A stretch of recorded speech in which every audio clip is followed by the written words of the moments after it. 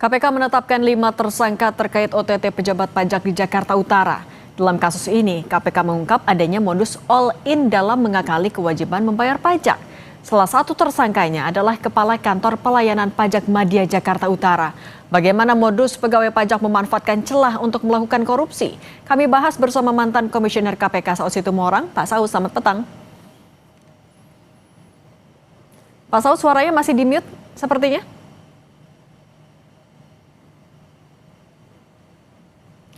Pak Saud sudah. Oke. Pak Saud, ini kalau modus all-in kemudian mangkas bayar kewajiban pajak, ini sebenarnya modus yang dalam tanda kutip biasakah dilakukan di lingkaran pejabat pajak? Kalau yang saya amati mulai dari tahun 2015 ya, berarti ini tahun 2025 tuh nggak ada yang berubah itu, Mbak. Jadi modus-modus OTT itu berulang itu dimulai dari disasternya itu, celakanya itu kan dimulai dari tekanan kepada petugas pajak ini dengan sistem kejar ya, sistem target. Sistem target itu sampai hari ini masih dilakukan gitu. Jadi tahun 2015-2016 itu dimulai dengan target, kemudian kita tahu juga ketika itu tax ratio sampai hari ini sebenarnya dari sisi perpajakan kita ini kayak nggak punya tuan gitu ya. Karena tax ratio-nya itu cuma di situ aja tuh 10 koma gitu terus aja, nggak bisa naik-naik gitu. Sementara kita tahu Vietnam udah sampai 13 tax ratio-nya. Jadi kalau umpamanya tahun 2016 ada tekanan sistem target, kemudian 2017 muncul audit yang kecenderungannya suap, 2018 kemudian model sengketa damai begitu ya, 3 pihak sama dengan model ini kan 3 pihak tuh. Ya, petugasnya 3 orang, kemudian ada konsultan, terus ada WP-nya. Kemudian 2019 dicoba reformasi, tapi itu semua gagal. Kemudian ada Kortek juga nggak bisa apa-apa gitu ya. Karena digital itu tanpa insentif baru ya gitu 2020-2022. Kemudian tax ratio agak naik sedikit sebenarnya di 2024 itu, tapi itu ya masih di angka 10 itu. Jadi yang saya bilang tadi itu, ini menggambarkan banyak hal sebenarnya. Apakah kemudian karena sistem target ini menjadi perdebatan? Yes, itu perdebatan panjang. Jadi itu petugas itu dipaksa, dia embat-embat aja di mana-mana. Kemudian bagaimana kewajiban wajib pajak ini terjadi tawar-menawar atau katakanlah transaksi yang menimbulkan karena memang selama ini sistem target itu dipertahankan. Jadi audit itu dijadikan alat kejar angka, jadi audit kurang naikin gitu. Padahal pada bagian lain itu kan banyak sengketa tuh, sengketa itu lambat. Nah sengketa ini kan bisa jadi pintu masuk korupsinya, gitu Mbak. Oke, tapi Pak Saud, dia apapun dalihnya dari pelaku dugaan korupsi itu, tapi kalau ini sudah terjadi sejak 2015, biasanya fee yang mereka pasang untuk memangkas kewajiban pajak ini berapa Pak Saud? Nah itu tergantung itu komitmennya mereka, kan itu kan mereka yang berunding. Angka-angkanya saya nggak bisa memastikan beberapa angka, umpamanya motongnya sampai berapa, di markdown berapa, itu bervariasi tergantung besar dari pada si fiskus atau wajib pajak harus memberikan. Tetapi yang kalau kita melihat dari sisi angka, sebaiknya tidak melihat dari angkanya. Besar kecil itu adalah korupsi, besar kecil itu adalah ketidakadilan. Jangan lupa wajib pajak ini kan dengan sistem target itu, mereka yang perusahaan yang mau tutup pun dikejar targetnya. Itu banyak yang stres tuh. Ada yang gila tuh malah itu wajib pajak itu.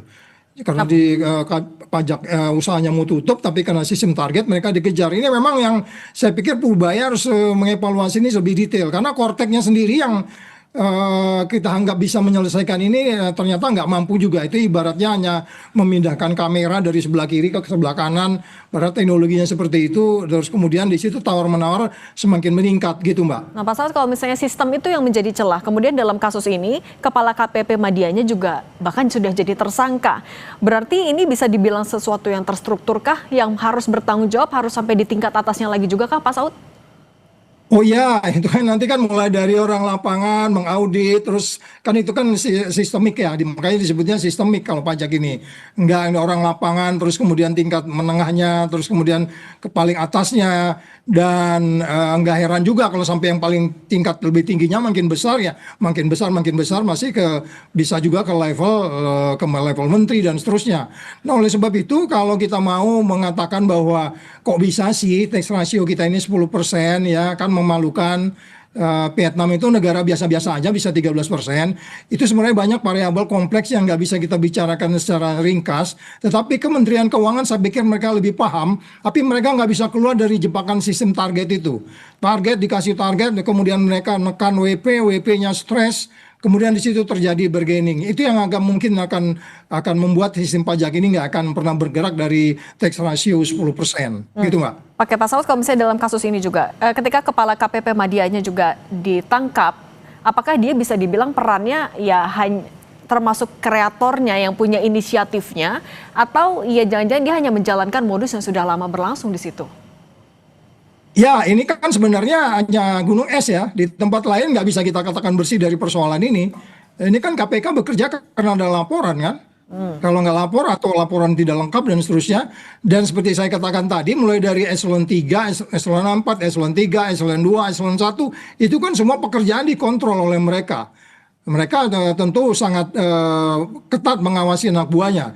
Mereka tahu anak buahnya, sehingga kalau kita katakan gimana dari eselon 2, eselon 4, eselon 3, terus kemudian masuk ke eselon 1 terkait satu sama lain, ini menunjukkan mereka tahu apa yang dikerjakan oleh anak buahnya, kemudian anak buah juga memahami bahwa persoalan ini dipahami oleh atasannya, sehingga mereka berkolaborasi dari tingkat pimpinan yang terbawa di lapangan sampai kemudian di tingkat atas.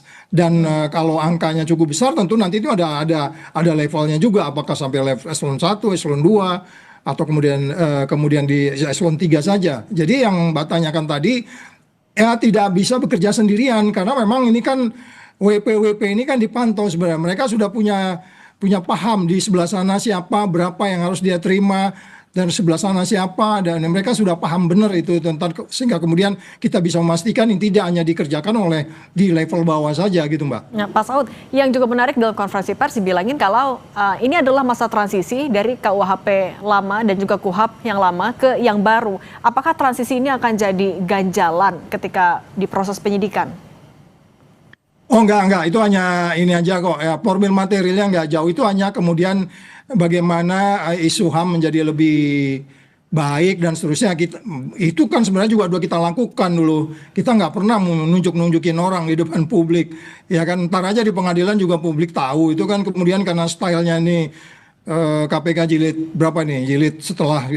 Jilid berapa tuh? 5 dan seterusnya, itu mereka mengubah gaya, harus dipamerin segala macam, untuk apa juga.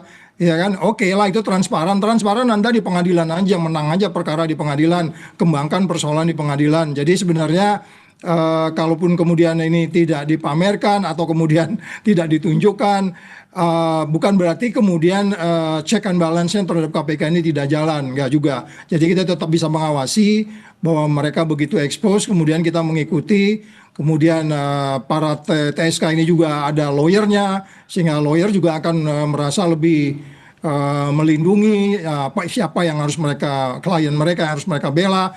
Ya, of course KPK harus di-challenge oleh siapapun, baik oleh lawyer TSK, oleh siapapun, oleh masyarakat, oleh media, oleh civil society dan lainnya. Oke, membongkar dugaan kasus suap di lingkaran pejabat pajak ini juga jadi PR, harus dilakukan secara transparan. Pak Saud Situmorang, mantan komisioner KPK, terima kasih sudah berbagi bersama kami. Sehat selalu Pak Saud.